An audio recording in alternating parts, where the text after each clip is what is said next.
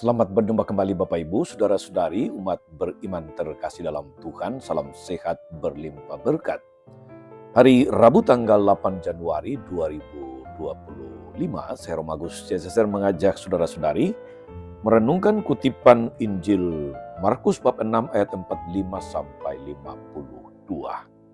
Kita mendengarkan sabda Tuhan dalam nama Bapa dan Putra dan Roh Kudus. Amin. Sesudah memberi makan kepada 5.000 orang, Yesus memerintahkan murid-muridnya naik ke perahu dan berangkat lebih dulu ke seberang, ke Betsaida. Sementara itu, ia menyuruh orang banyak pulang. Setelah ia berpisah dari mereka, ia pergi ke bukit untuk berdoa. Ketika hari sudah malam, perahu itu sudah di tengah danau, sedang Yesus tinggal sendirian di darat. Ketika ia melihat betapa payahnya mereka mendayung karena angin sakal, maka kira-kira jam 3 malam, ia datang kepada mereka berjalan di atas air, dan ia hendak melewati mereka. Ketika mereka melihat dia berjalan di atas air, mereka mengira bahwa ia adalah hantu. Lalu mereka berteriak-teriak, sebab mereka semua melihat dia, dan mereka pun sangat terkejut. Tapi segera ia berkata kepada mereka, "Tenanglah, aku ini, jangan takut." Lalu ia naik ke perahu dan mendapati mereka, dan angin pun redalah. Mereka sangat tercengang dan bingung sebab sesudah peristiwa roti itu, mereka belum juga mengerti dan hati mereka tetap degil.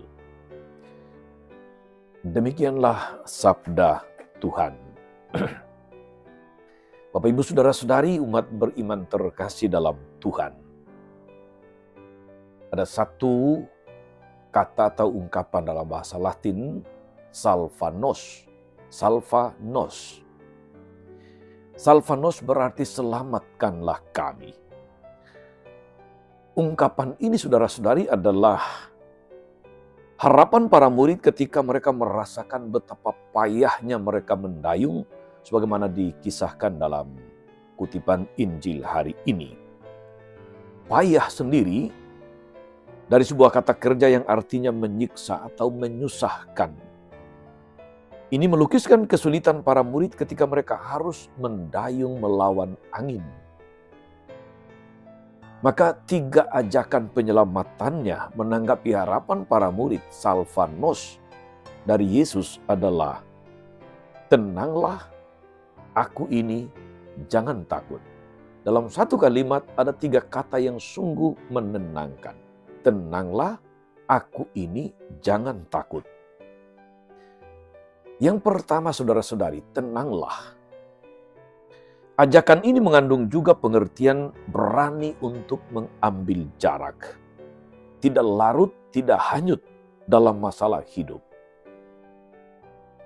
Kita sering alami, saudara-saudari, ketika kita sedang dalam masalah, sedang dalam pergumulan, sedang dalam situasi yang seringkali membuat kita stres, tertekan, kita menjadi tidak tenang.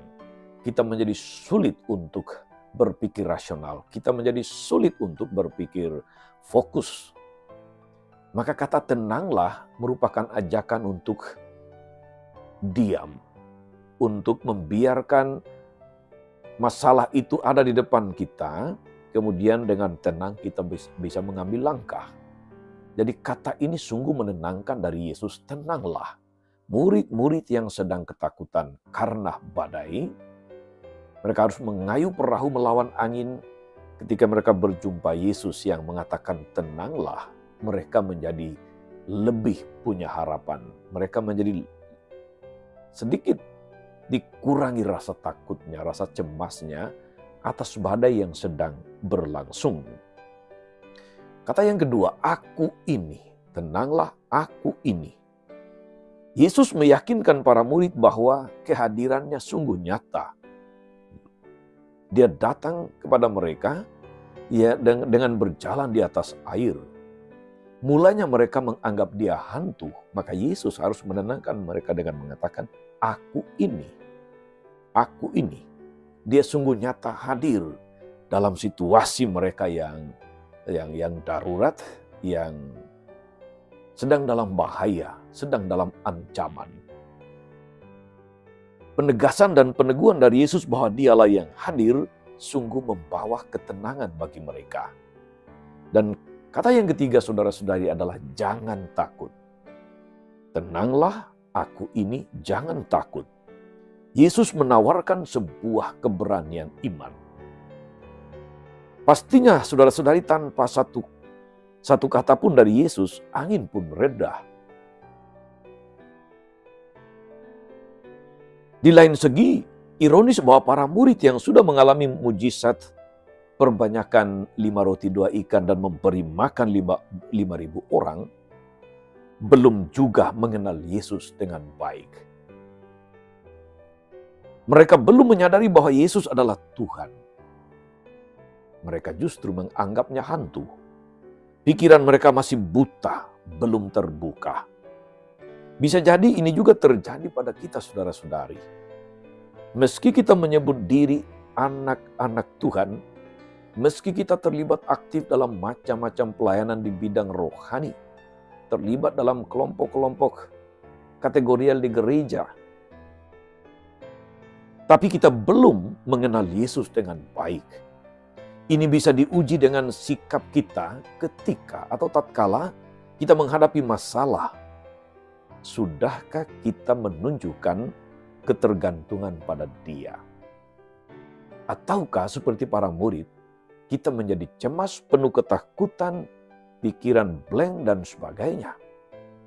Maka ajakan Yesus dalam satu kalimat terdapat 3 kata yang menenangkan. Ini menjadi sungguh-sungguh suatu inspirasi yang meneguhkan kita. Tenanglah, aku ini, jangan takut.